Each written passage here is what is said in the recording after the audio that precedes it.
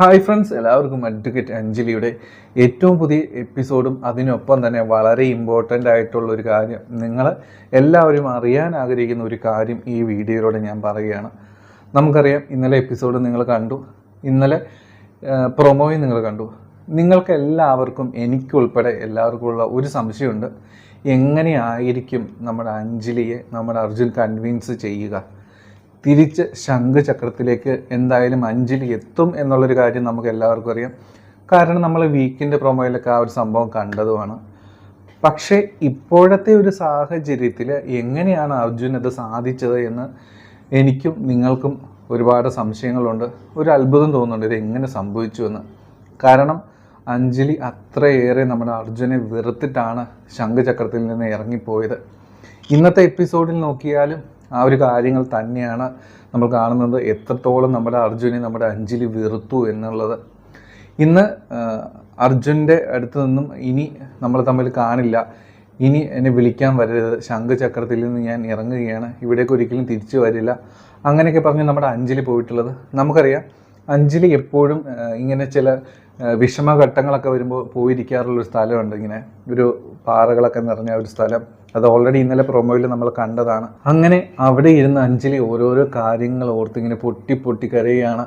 അർജുനും അഞ്ജലിയും തമ്മിലുള്ള ഓരോരോ മൊമെൻറ്റുകൾ ആദ്യം മുതൽ അഞ്ജലി ആദ്യമായിട്ട് അർജുൻ കാണുന്ന ആ ഒരു നിമിഷം മുതൽ സംഭവിച്ച ഓരോരോ കാര്യങ്ങൾ നമ്മുടെ അഞ്ജലിയുടെ മനസ്സിലേക്ക് വരികയാണ്. ആ ഒരു സമയത്തൊക്കെ അഞ്ജലി തന്നെ ഓർക്കുന്നുണ്ടാവും എത്രത്തോളം അർജുൻ നമ്മുടെ അഞ്ജലി കെയർ ചെയ്തിട്ടുണ്ട്. അങ്ങനെ അവർ തമ്മിലുള്ള ഓരോരോ മൊമെൻറ്റുകളും അഞ്ജലിക്ക് വേണ്ടി പലതവണ അർജുൻ ഒരുക്കിയിട്ടുള്ള സർപ്രൈസുകൾ, അങ്ങനെ കുറേ അധികം കാര്യങ്ങളിങ്ങനെ ഓർത്തോർത്ത് നമ്മുടെ അഞ്ജലി കരയാണ് അവിടെ ഇരുന്ന് കേട്ടോ. അവസാനം ഇതെല്ലാം ഇങ്ങനെ ഓർത്തുകൊണ്ട് നമ്മുടെ അഞ്ജലി പൊട്ടിക്കരഞ്ഞുകൊണ്ട് മനസ്സിലിങ്ങനെ പറയുകയാണ്, എന്നെ ചതിച്ചല്ലോ, ഞാൻ ഈ ചതിയിൽ വീണു പോയല്ലോ, എന്നെ ചതിക്കുകയായിരുന്നു, സ്വന്തം പേര് പോലും മാറ്റി പറഞ്ഞ് ഞാൻ വെറും ഒരു പൊട്ടിപ്പെണ്ണ്, അതുകൊണ്ടാണല്ലോ ഈ ചതിയിൽ ഞാൻ വീണത്. അങ്ങനെ അഞ്ജലി ഓരോരോ കാര്യങ്ങളിങ്ങനെ ആലോചിച്ച് കരയും. അഞ്ജലി ഇങ്ങനെ ആലോചിക്കും, ഞാനിനി എങ്ങോട്ട് പോകും, എനിക്കിനി മുമ്പോട്ട് പോകാനായിട്ടുള്ളൊരു വഴിയില്ല. അഞ്ജലി, നീ തോറ്റുപോയി, നീ ജീവിതത്തിൽ തോറ്റുപോയി അഞ്ജലി. അങ്ങനെ സ്വയം ശപിക്കുകയാണ് നമ്മുടെ അഞ്ജലി. ആ ഒരു നിമിഷം ഫോൺ ബാഗിൽ നിന്ന് എടുക്കും. അഞ്ജലി ആലോചിക്കും, അമ്മേനെ വിളിച്ചാലോ, വീട്ടുകാരുടെ കാര്യങ്ങളൊക്കെ ആലോചിക്കും. അനുപമയല്ല അഞ്ജലി. അങ്ങനെ അച്ഛൻ പറഞ്ഞ ഓരോരോ വാക്കുകൾ ഓർത്തിങ്ങനെ നമ്മുടെ അഞ്ജലി വേദനിക്കുകയാണ്. അഞ്ജലി അങ്ങനെ ഫോൺ എടുത്ത് അമ്മേനെ ഡയൽ ചെയ്യും, ശ്യാമളേനെ ഡയൽ ചെയ്യും. ശ്യാമളയാണെങ്കിൽ ആ ഒരു സമയത്ത് വീട്ടിലിങ്ങനെ വിഷമത്തോടെ അഞ്ജലിയെ പറ്റി ആലോചിച്ചുകൊണ്ട് അവിടെ ഇരിക്കുകയാണ്. ഫോൺ റിങ് ചെയ്യും. പക്ഷേ ഈ റിങ് ചെയ്യുന്നത് പോലും ശ്യാമള അറിയുന്നില്ല കേട്ടോ. കഷ്ടകാലത്തിന് ഈ അമ്മായി ഇത് കാണും. അമ്മായി വന്ന് ഫോൺ എടുക്കും, അഞ്ജലിയാണെന്ന് മനസ്സിലാക്കും. അഞ്ജലിയോട് പറയും, നീ എന്തിനാടി ഇങ്ങോട്ട് ഫോൺ വിളിച്ചത്, നിനക്ക് വേറെ പണിയൊന്നുമില്ല, നിന്നെ ആട്ടി ഇറക്കി ഇവിടെ നിന്ന് വിട്ടതല്ലേ, നിൻ്റെ കള്ളത്തരങ്ങളെല്ലാം അവരിവിടെ അറിഞ്ഞു. അഞ്ജലി പറയും, അമ്മായി അങ്ങനെയൊന്നും പറയില്ലേ അമ്മായി, എനിക്ക് അമ്മയുടെ മാപ്പ് ചോദിക്കണം, എനിക്ക് അങ്ങോട്ട് തിരിച്ചു വരണം അമ്മായി. അമ്മായി ഇത് കേൾക്കുമ്പോൾ ഞെട്ടും. അഞ്ജലി തിരിച്ചു വരിക എന്ന് പറഞ്ഞാൽ അമ്മായിക്ക് സഹിക്കാൻ പറ്റുന്ന ഒരു കാര്യമല്ലല്ലോ. അമ്മായി പറയും, നീ കൂടുതൽ കാര്യങ്ങളൊന്നും പറയണ്ടടി, നീ പോയ വഴി പൊക്കോ, നിൻ്റെ കാര്യങ്ങളും കഥകളൊക്കെ ഇവിടെ എല്ലാവരും അറിഞ്ഞു. നീ ശിവരാമൻ ചേട്ടൻ്റെ ഏറ്റവും വലിയ ശത്രുവായ രാഘവൻ്റെ മകനെ അല്ലേടി നീ കല്യാണം കഴിച്ചത്, ആ കാര്യങ്ങളെല്ലാവരും ഇവിടെ അറിഞ്ഞടി, നീ ഇനി ഇങ്ങോട്ട് വരാനായിട്ടൊന്നും നോക്കണ്ട. അങ്ങനെയൊക്കെ പറഞ്ഞ് ഫോൺ കട്ട് ചെയ്ത് കളയും. അങ്ങനെ കുറേ കാര്യങ്ങൾ അവിടെ നടക്കുന്നുണ്ട് കേട്ടോ. അങ്ങനെ അഞ്ജലി അത് കേൾക്കുമ്പോൾ ആകെ പിന്നെയും ഷോക്കഡാകും. ഈ കാര്യങ്ങളൊക്കെ അവർ അറിഞ്ഞു, അത് അഞ്ജലിയുടെ വീട്ടിലറിഞ്ഞു. പിന്നെയും കൂടുതൽ പ്രശ്നങ്ങളാണ് ഉണ്ടാകാനായിട്ട് പോകുന്നത് എന്ന് അഞ്ജലി മനസ്സിലാക്കിയാണ്. അങ്ങനെ വിഷമത്തോടു കൂടി അഞ്ജലി അവിടെ ഇരിക്കുകയാണ്. നമ്മുടെ അർജുൻ ആ ഒരു സമയത്ത് അങ്ങോട്ടേക്ക് കടന്നു വരും. അർജുനറിയാം എന്തെങ്കിലുമൊക്കെ വിഷമം ഉണ്ടാകുമ്പോൾ നമ്മുടെ അഞ്ജലി അവിടെയാണ് ഉണ്ടാവുക എന്നുള്ളൊരു കാര്യം നമ്മുടെ അർജുൻ അറിയാൻ കഴിയും. അർജുൻ അഞ്ജലിയുടെ അടുത്തേക്ക് വന്ന് അഞ്ജലി എന്ന് പറഞ്ഞ് വിളിക്കും. അഞ്ജലി അപ്പോൾ ഞെട്ടലോടെ എഴുന്നേക്കും. പിന്നെ ദേഷ്യവും സങ്കടവും എല്ലാം കൂടി വരികയാണ്. അർജുൻ്റെ കവിളിൽ മാറി മാറി നമ്മുടെ അഞ്ജലി അടിക്കുകയാണ്. അങ്ങനെ എന്നിട്ട് പറയും, എന്തിനാടാ നീ എന്നെ ചതിച്ചത്, നീ എന്നോട് എന്തിനാടാ ഇത് ചെയ്തത്, നിന്നോട് ഞാൻ പലവട്ടം നിന്നോട് പറഞ്ഞതല്ലേ നിനക്ക് എന്തെങ്കിലും പറയാനുണ്ടെന്ന്, നിനക്ക് ഒരിക്കലെങ്കിലും നിൻ്റെ ഈ കാര്യങ്ങളൊക്കെ തുറന്ന് പറയത്തില്ലായിരുന്നു, നീ എങ്ങനെ പറയും, നീ സ്വന്തം പേര് പോലും നീ എന്നോട് മാറ്റി പറഞ്ഞു, നീ രാജീവ്, ഇത് രാജീവല്ലല്ലോ അർജുനല്ലേ, രാജീവ് ചെയ്ത തെറ്റുകളൊക്കെ എന്തിനാണ് അർജുൻ പറയുന്നത്, നീ എന്തിനാടാ എന്നോട് ഈ കൊടും ചതി ചെയ്തത്. അങ്ങനെ ഓരോ കാര്യങ്ങൾ പറഞ്ഞ് പൊട്ടിക്കരഞ്ഞുകൊണ്ട് അർജുനെ കുറേ അടിക്കും കേട്ടോ. കവളിൽ മാറി മാറി നമ്മുടെ അഞ്ജലി അടിക്കും. നമ്മുടെ അർജുനാണെങ്കിൽ എന്ത് പറയണമെന്ന് അറിയില്ല.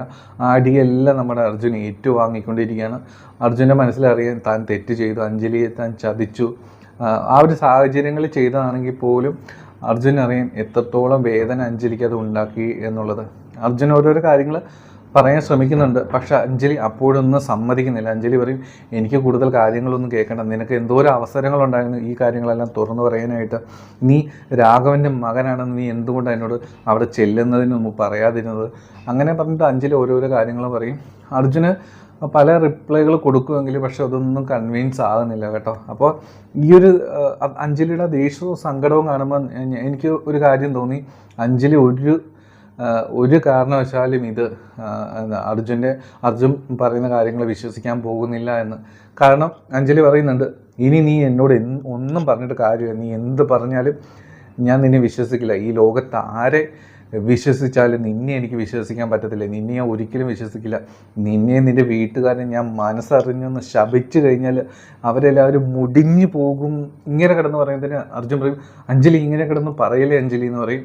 അഞ്ജലി പറയും, എനിക്കങ്ങനെ പറയണമെന്ന് ആഗ്രഹമുണ്ട്, പക്ഷെ പറ്റുന്നില്ലടാ. ഞാൻ നിന്നെ എൻ്റെ ഉള്ളിൻ്റെ ഉള്ളിൽ ആത്മാർത്ഥമായിട്ട് ഞാൻ സ്നേഹിച്ച്, അതുകൊണ്ട് എനിക്ക് പറയാനായിട്ട് പറ്റുന്നില്ല. അങ്ങനെ അഞ്ജലി പൊട്ടി കരയാണ്. നമുക്ക് ഭയങ്കര സങ്കടം തോന്നും ഈ ഒരു സീനുകളൊക്കെ കാണുമ്പോൾ. അങ്ങനെ അഞ്ജലിയുടെ ഈ പൊട്ടിക്കരഞ്ഞ് നിൽക്കുമ്പോൾ അർജുൻ കുറേയേറെ കാര്യങ്ങൾ പതുക്കെ പറയുകയാണ്.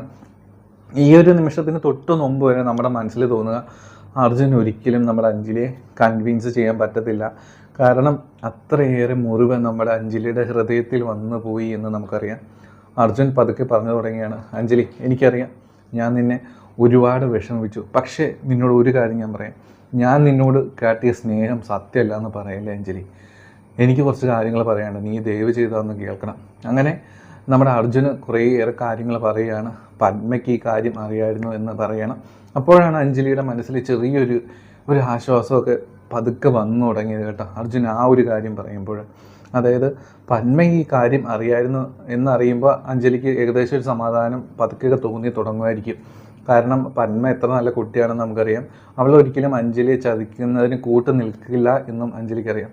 അങ്ങനെ പത്മയായിട്ട് സംസാരിച്ച കാര്യങ്ങളൊക്കെ നമ്മൾ അർജുൻ പറയുകയാണ്, അച്ചുവേട്ടൻ എന്തുകൊണ്ടാണ് അഞ്ജലിയോട് ഈ കാര്യങ്ങളൊന്നും പറയാത്ത?